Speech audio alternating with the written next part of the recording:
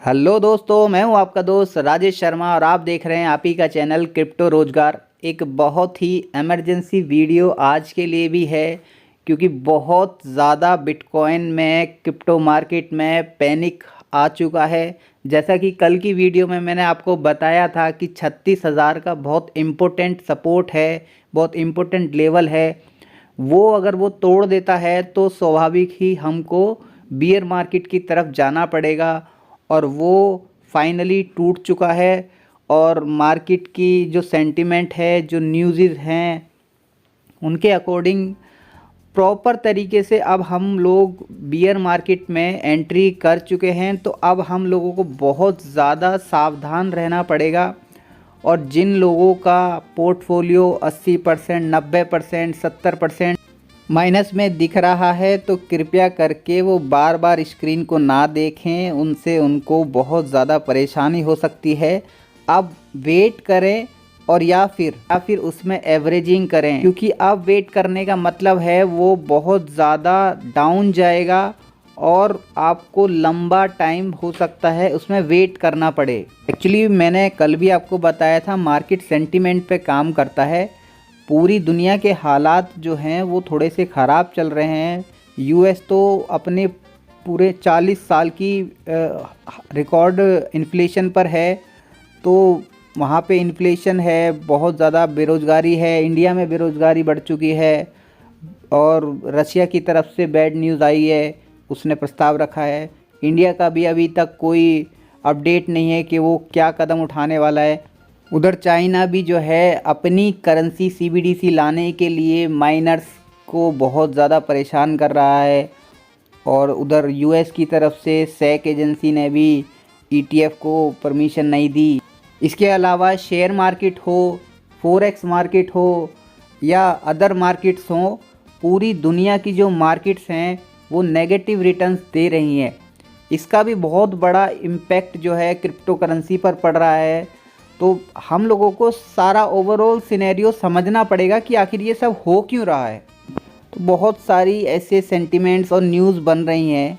और एक बात मैं आपको और बता दूं कि ये न्यूज़ भी तब बनती हैं जब वेल्स को मार्केट मैनिपुलेट करनी होती है। तो ये जो अच्छी न्यूज़ आती हैं ये भी वेल्स बनाते हैं और जो बुरी न्यूज़ आती हैं ये भी वेल्स ही बनाते हैं। ठीक है, बहुत सारे मीडिया हाउसेस को पैसा दिया जाता है और बहुत सारी ऐसी चीज़ें की जाती हैं जो रिटेल इन्वेस्टर को कभी पता ही नहीं लगती। तो आपको मार्केट का एक ट्रेंड समझना पड़ेगा कि मार्केट कैसे काम करती है, वेल्स कैसे काम करती हैं। तो हमेशा जब भी आप मार्केट में पैसा लगाओ तो अपने आप को क्लियर रखो कि आप एक ट्रेडर के रूप में काम कर रहे हो या फिर एक इन्वेस्टर के रूप में काम कर रहे हो। अगर आप ट्रेडर के रूप में काम कर रहे हो तो मार्केट में क्विक अपडेट, क्विक ट्रेंड, सब कुछ आपको पता होना चाहिए। आपको प्रॉपर एनालिसिस, फंडामेंटल, टेक्निकल सब कुछ आना चाहिए, तभी आप मार्केट में पैसा कमा सकते हो। लॉन्ग टर्म के हिसाब से देख रहे हो तो इन सब बातों का आपके कोई फ़र्क नहीं पड़ना चाहिए। और मैं जानता हूँ ह्यूमन साइकोलॉजी, लोगों को बहुत टेंशन हो जाती है जब वो उनका लिक्विडेशन हो जाता है, क्योंकि लिमिटेड पैसा होता है लोगों के पास और वो सारा रिस्क ले लेते हैं। और मैं आपको एक बात और बताना चाहता हूँ अपने पर्सनल एक्सपीरियंस से कि आप लोग रिस्क लेने के लिए नहीं हैं, आप लोग सीखने के लिए हो। रिस्क लिया जाता है इन्वेस्टर के द्वारा, वेल्स के द्वारा, फंड मैनेजर के द्वारा। उनके पास बड़ा फंड होता है, हम लोगों के पास एक छोटा फंड है। अगर हम लोग रिस्क लेंगे तो हम उसे भी गंवा देंगे। तो सबसे अच्छा है प्रॉपर लर्निंग के साथ आप लॉन्ग टर्म इन्वेस्ट करिए।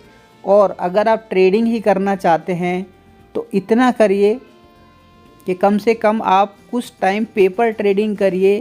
पेपर पे अपने एनालिसिस को चेक करिए कि क्या मेरे डिसीजन सही निकल रहे हैं।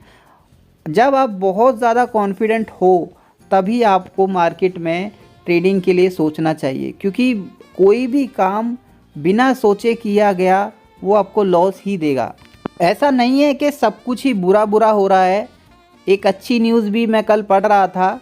फिलीपींस के जो यूनियन बैंक हैं उन्होंने क्रिप्टो ट्रेडिंग को अलाउ कर दिया है अपने कस्टमर्स को। इसके अलावा फेसबुक, इंस्टाग्राम, ट्विटर ने NFT की सर्विसेज देना चालू कर दिया है। हालांकि अभी वो पेड सर्विसेज होंगी, बट आने वाले टाइम में ये भी सब फ्री होने वाला है। माइक्रोसॉफ्ट और फेसबुक जैसी बड़ी बड़ी कंपनियां मेटावर्स के प्रोजेक्ट में लगी हुई हैं।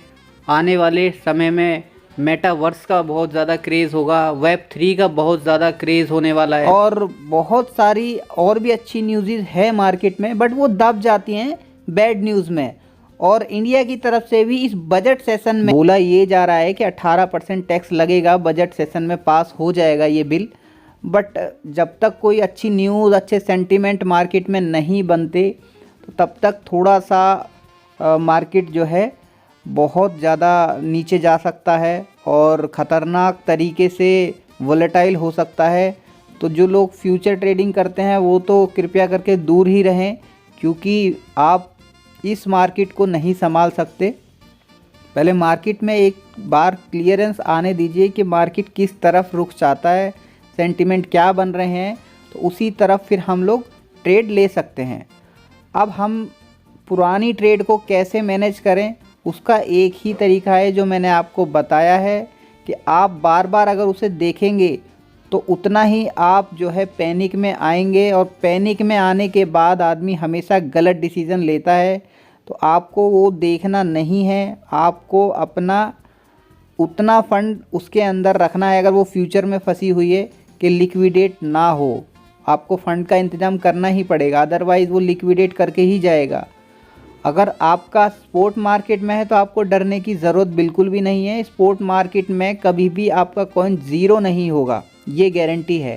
तो आपको डरने की ज़रूरत नहीं है, ये मार्केट का नियम है। ऊपर जाना, नीचे आना, बुल फेज़, बियर फेज़, ये मार्केट का नियम है, ये होगा। तो आपको डरने की ज़रूरत नहीं है, पैनिक होने की ज़रूरत नहीं है। आपको सिर्फ सही डिसीज़न और पेशेंस के साथ मार्केट में रहना है। कल भी मैंने आपको बताया था, फंडामेंटल कॉइन्स में रहना है। शिट कॉइन, मीम कॉइन से जितना दूर रहोगे उतना ज़्यादा बढ़िया रहेगा, क्योंकि जब बुल मार्केट होती है तो सब कुछ अच्छा लगता है। शीबा भी अच्छा लगेगा, डॉजी भी अच्छा लगेगा, सब कुछ अच्छा लगेगा, क्योंकि वो भाग रहे होते हैं ऊपर की तरफ, पैसा बन रहा होता है लोगों का। बट बियर मार्केट फेज जिन लोगों ने देखा है, ये लोग गायब हो जाते हैं, ये कॉइन्स ख़त्म हो जाते हैं। सिर्फ बचते हैं तो फंडामेंटल स्ट्रॉन्ग कॉइन बचते हैं। तो इसीलिए आप स्ट्रॉन्ग कॉइन में बने रहिए, देर सवेर उनको ऊपर आना ही पड़ता है।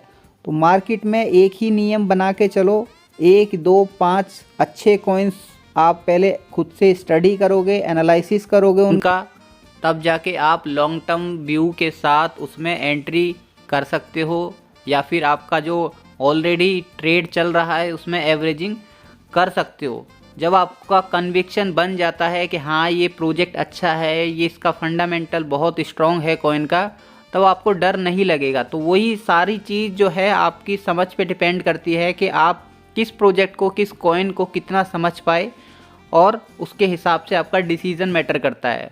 तो आज के लिए इतना ही। अगर आप मेरा हौसला बढ़ाना चाहते हैं तो चैनल को सब्सक्राइब कर लीजिए, अपने दोस्तों के साथ शेयर करिए। आने वाले टाइम में हम प्रॉपर फाइनेंशियल एजुकेशन देने की पूरी कोशिश करेंगे।